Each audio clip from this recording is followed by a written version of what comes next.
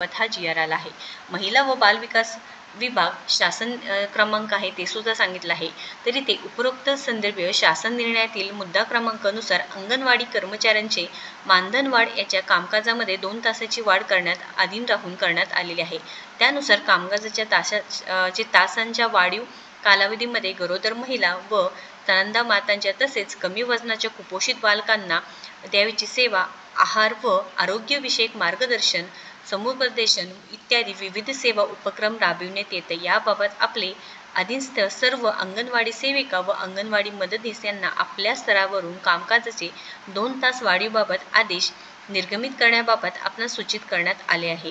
तथापि कामकाजाचे वाढीव 2 तासाच्या नियोजनाबाबत मार्गदर्शक सूत्रे ठरवण्याबाबत राज्यातील विविध अंगणवाडी कर्मचारी संघटनांकडून या आयुक्तालयास कळविण्यात आले आहे।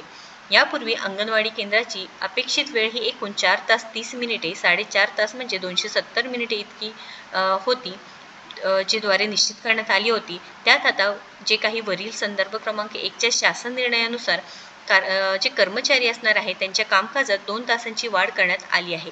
त्यानुसार राज्यातील सर्व अंगणवाडी केंद्राची दैनंदिन कामकाजात एकसूत्रात असावी याकरिता कामकाजाची वेळ 1 जुलै ते दिनांक 31 मार्चपर्यंत वाढवण्यात